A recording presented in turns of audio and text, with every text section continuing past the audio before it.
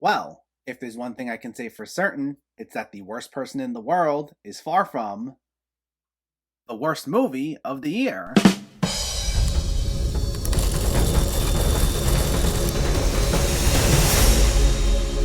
What's going on, everyone? Welcome back to my channel. Today we're talking about a newer theatrical release, The Worst Person in the World. Before we begin, let me know in the comments what your thoughts on this movie were, if you already saw it, or if you are planning on seeing it, and make sure to hit that thumbs up button if you like these reviews, as it helps me out immensely by getting my content out there. And if you're new here, I hope you consider hitting that subscribe button so you can stay up to date with more movie-related content like reviews and rankings on a near daily basis. But let's not waste any more time, and let's talk about The Worst Person in the World. This stars Renate Reinsve as Julie, a young woman who battles indecisiveness as she traverses the troubled waters of her love life and struggles to find her career path. This is directed by Joachim Trier, who also co-wrote the screenplay, and this is the third film in a thematic trilogy of his known as the Oslo trilogy, which also includes Reprise and Oslo August 31st, neither of which I've seen. In fact, I've actually never seen any other film by this director, though I'm aware of how beloved some of his films are. And this especially connected with critics and audiences quite well, as it's been nominated for both Best International Feature at the Oscars, as well as Best Original Screenplay, which was viewed as a bit of a surprise, but I'm all for it, as I quite enjoy this movie. This film plays like a subversion of the coming-of-age drama, where instead of a teenager learning to find themselves as they emotionally mature, we instead get a portrait of someone who's approaching 30 and is still attempting to figure themselves out. The film is a refreshingly honest portrait that serves as a reminder that just because we hit certain milestone ages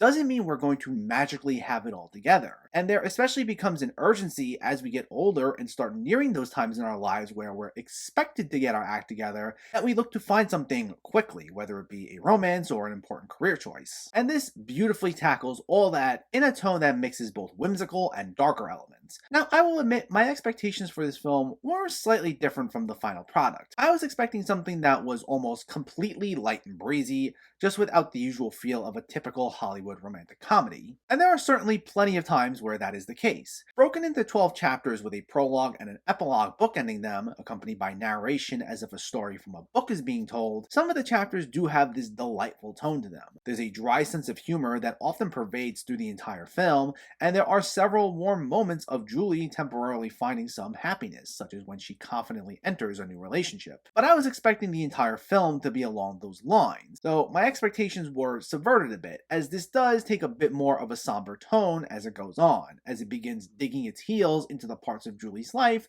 where she feels aimless and indecisive. Though to be clear, that doesn't mean I suddenly like the film less or anything like that, because it still offered an emotional and relatable look into this character's mindset. And I still found myself completely wrapped up in seeing what was next for her, for just how real yet so entertaining she can be. Renate Reinsve lights up the screen in nearly every scene she's in. It's a shame she didn't get a Best Actress nomination for this, because she brings to life such an intriguing protagonist who manages to keep charming us despite the fact Julie's so heavily flawed, even bordering on narcissistic in some instances. Though another bright spot comes in the form of Anders Danielsen Lee, who was also one of the more intriguing parts of last year's Bergman Island, here playing Axel, the older man who Julie gets together with in the film's prologue. He gets some of the more heartbreaking sequences, but what's especially great about him is how he manages to still find a way to inject humor into some brutally honest moments, such as one scene early on when he initially rejects the idea of a relationship with Julie and describes the aimlessness she probably feels in a point-blank manner. And Trier's direction offers a nice mix of heartfelt, bittersweet, and very funny moments, without the glossy polish that we normally get in your typical romantic comedy. And it allows us to connect nicely with the material. And with the film's structure, divvying up everything into chapters,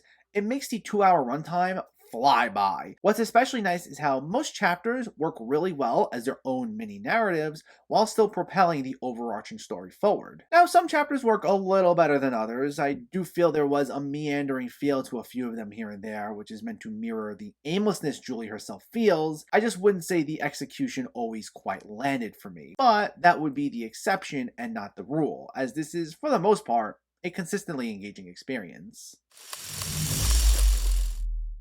The Worst Person in the World was such a joy to watch, and it's a refreshingly honest look at how we're always in an internal battle to figure ourselves out, and it presents this to us in a way that mixes humorous and heartfelt moments in a mostly consistent manner. Renate Reinsve leads this with a truly excellent performance, supported by a mostly delightful tone brought on by Trier's direction. If you're especially looking for something different in your romantic comedies, then you should check this one out. The Worst Person in the World gets an 8.5 out of 10. So let me know, did you see The Worst Person in the World, or are you planning to see it, and what were your thoughts? Is this one of your favorites of the year so far? Do you want to see a take-home Best International Feature? Let me know in the comments below so we can discuss. Also, if you enjoyed this video, please give it a like and share it, and for more movie reviews and film discussion, please make sure to hit that subscribe button to stay updated. Thanks for watching everyone, and keep having fun with film.